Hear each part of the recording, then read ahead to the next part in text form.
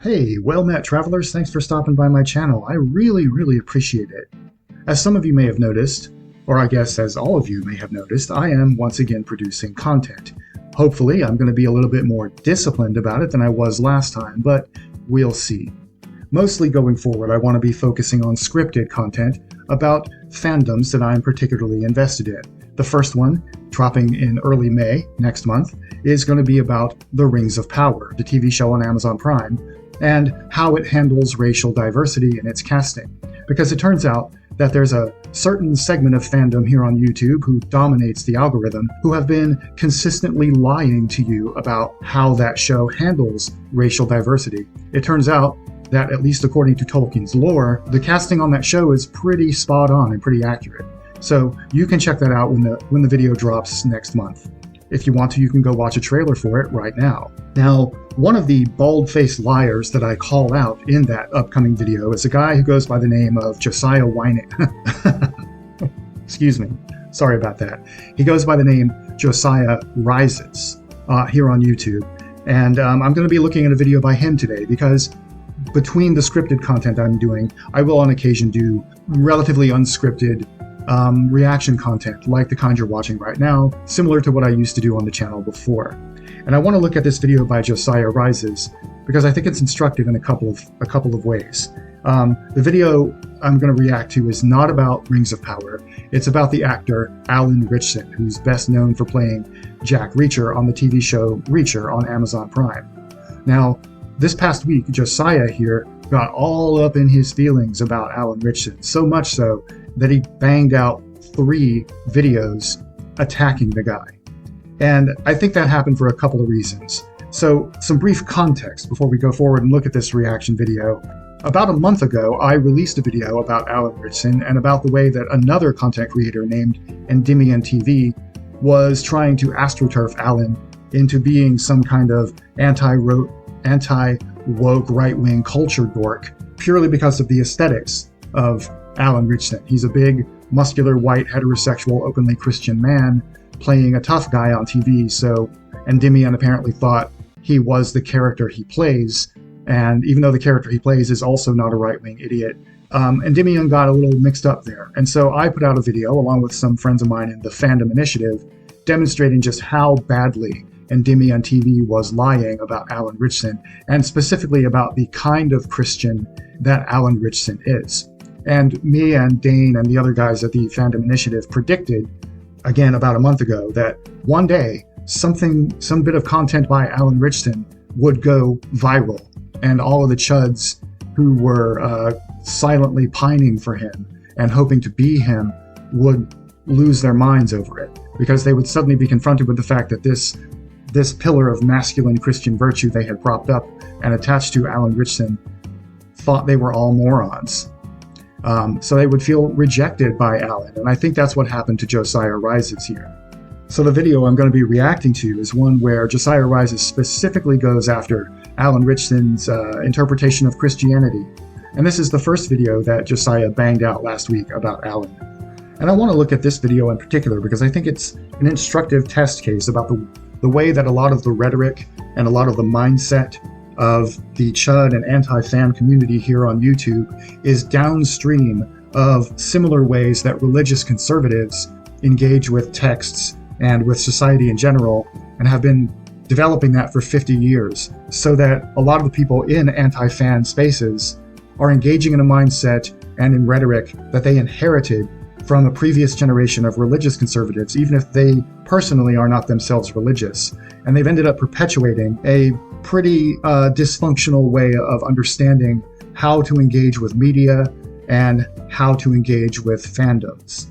So all that said, let's jump into this video and I'll have more to say as we go along. This actor, Alan Ritchson, is very upset, okay? He is emotionally distraught. He has some very angry words for Christians in America today. And as you can already guess, I am sure, yes, it does have to do with none other than Orange Man bad. He is someone who is also suffering from TDS, and that is very evident in what he has to say here that we're going to be checking out. But the twist to all of this is that Alan Ritchson is also a self-proclaiming Christian, which we're going to be taking a look at that, seeing what his own words are when it comes to defining what is a Christian, which is very, very interesting. And we have definitely some things that we can rip apart. Okay, so notice what Josiah did here. He has created a line of division. He's drawn a line in the sand. He has set up a gate for himself to keep and has appointed himself as the arbiter of what is a true Christian and what is not a true Christian. This is something that religious conservatives do all the time, and it mirrors the way that anti-fandom does the same thing with fandom. You know, you're not a real fan unless you have a specific interpretation of the text and unless you believe specific things about the meaning of that text. If you don't, then you're not welcome. You're a pariah, you are an invader, and so forth. You're someone who's trying to tear the fandom down. And now, of course, this is a tension that stretches all the way back to the beginning of the Jesus fandom. You can read in the New Testament, in Acts of the Apostles, a really interesting story. A great deal of what that story is about is the conflict that arose among the first generation of Christians when the Holy Spirit began calling non-Jewish people into the church, when the apostles Peter and Paul began having a lot of success preaching the gospel to people who had not been Jewish.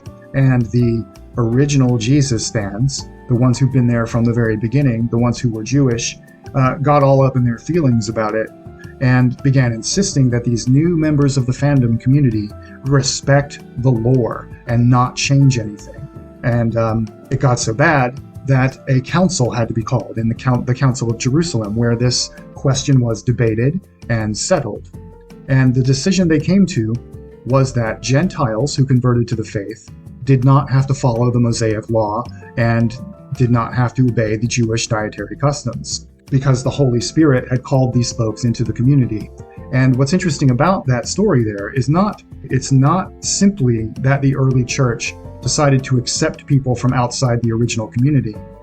They also changed their doctrines and beliefs to accommodate these new people, because they understood that these new people had been called into the community and had something to offer.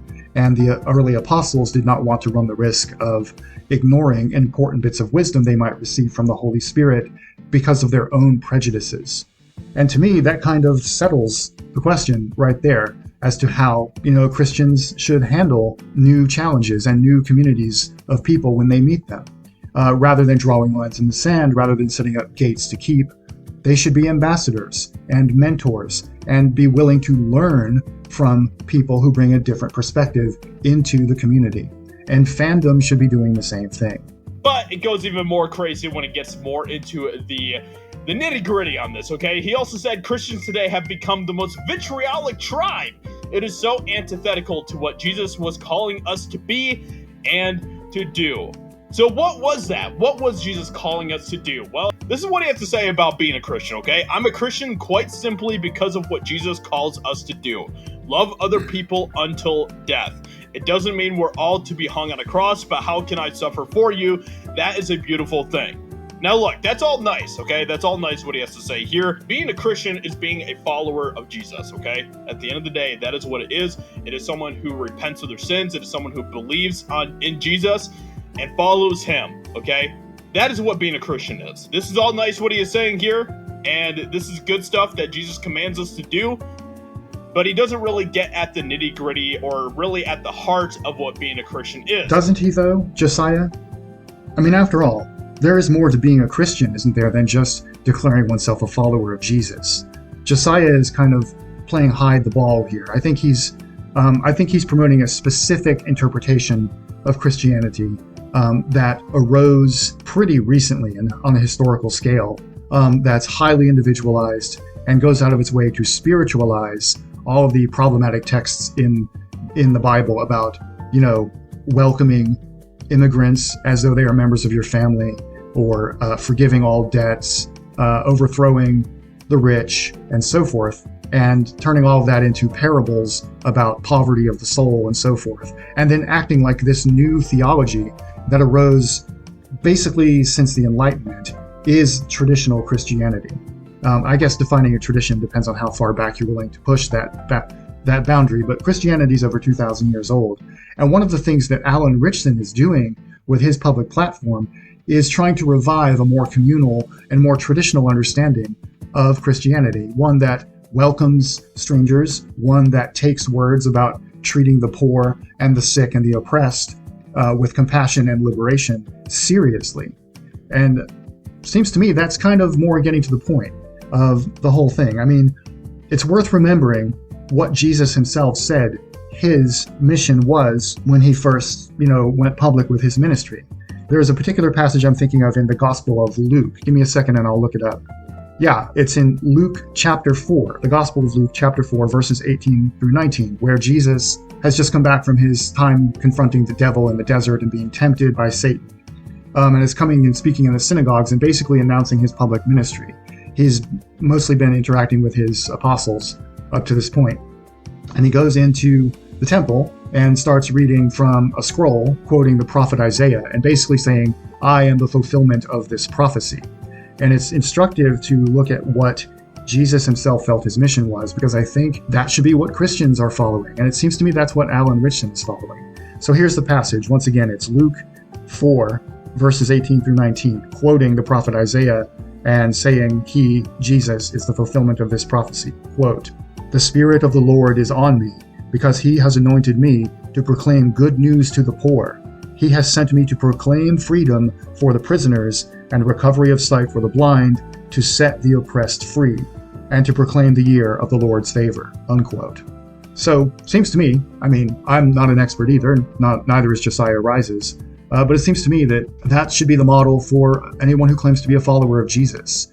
And Alan Ritchson seems to be fitting into a tradition of Christianity that puts that mission first, that stands with and among the people that Jesus stood with and among, and stands against and aggravates the sorts of people that Jesus stood against and aggravated. And in that analogy, JosiahRises is more like the latter group of people than he is like the former. This is the part that really just blew my mind with all of this, okay? I cannot believe that he actually said this. So, of course, he was complaining and whining about Trump and all that type of stuff. Orange man bad, yada, yada, yada. But his mother remains staunchly Catholic, but he quickly swats away any associations. This is wild, okay? It's worth saying that the atrocities that are happening in the church that are being actively covered up, even to this day, with people not being held accountable, is repulsive. Makes me also think of another place that starts with an H. I can't for 1 second support the Catholic Church while there are still cardinals, bishops, and priests being passed around with known pedophile tendencies, which you literally work in Hollywood, dude. And yet you are okay with that. You are actively working in Hollywood. You're actively involved in that industry. So it's very interesting that you are okay with that you will turn a blind eye to that, but when it comes to the church, you suddenly have a big problem with that.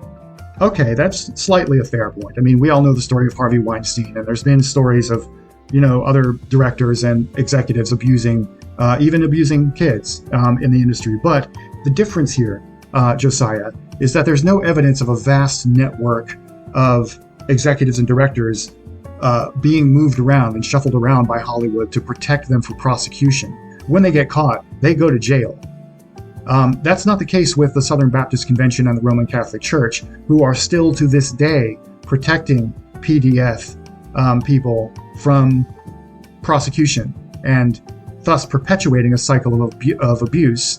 And, as we're about to see, you sort of agree with that. So why are we here? I'm not saying that is stuff that should be excused. I think that is stuff that should be criticized and called out and exposed, and people need to be brought to justice for those wicked things. Oh, so you see, yeah, Josiah does agree with Alan Ritchson. So why are we here, Josiah? What is the point of this? Definitely some things about what he has to say here that give me some red flags about who he is. With that being said, let me know what you think about all of this in the comments below. Leave a like, subscribe, and I'll talk to you all in another video very soon. Okay, so some closing thoughts here. I chose to examine this video in particular, like I said, because I think it's an instructive test case for the way that religious conservative thinking influences anti-fan and chud thinking. A lot of the rhetoric and a lot of the hermeneutics of the anti-fan community, a lot of the way that they engage with the texts of their fandom, like The Lord of the Rings or the original Star Wars trilogy or something like that. A lot of the way that they engage with that and the way that they encourage other people to engage with these texts and the communities they build around that particular way of engaging with texts, all of that is downstream in a lot of ways from the religious conservative project, political project that began 50 years ago, and is part of a pincer movement to set up like resistance cells within the greater culture. And this has particular ways of thinking about texts. For one thing, it's literalist. It promotes the idea that there's only one valid way of interpreting any given text, and that way is the literal way. The words on the page mean exactly what they say and nothing more, and anyone who wants to bring a new interpretation to those words is a pariah. So you can't have an adaptation, say, of Lord of the Rings or based on Lord of the Rings that does not follow strictly the letter of the text in every single regard, regardless of whether the new format requires changes to the lore in order to accommodate it, etc. You'll see this with Star Wars communities and stuff, and you will see it with the Bible, which, newsflash to a lot of you watching this who may not know, biblical literalism is a relatively modern idea. It arose out of the Enlightenment, and it isn't the traditional way of engaging with the text, but that's a whole other thing. The point here is that the project of biblical literalism being promoted as the default Christianity has bled into the promotion of literalist interpretations of texts being the default fandom for Star Wars, for Lord of the Rings, for Star Trek, for Fallout, for whatever game or movie or book or comic you want to pick. They prefer the oldest possible version and the literal interpretation of the oldest possible version.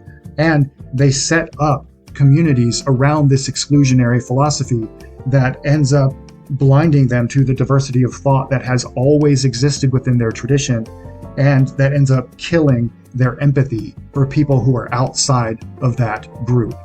And that frankly strikes me as being very un-Christ-like. If you agree, let me know in the comments below and give me a thumbs up. It really helps promote the channel. If you hated what you heard here, be sure to give me a thumbs down, because that'll really hurt my feelings. It'll really own me. Go ahead and hit that dislike button. Do it. I dare you. Anyway, hope you enjoyed this video. Until next time, remember that what's best in life is to crush your enemies, see them driven before you, and engage in discourse with their women.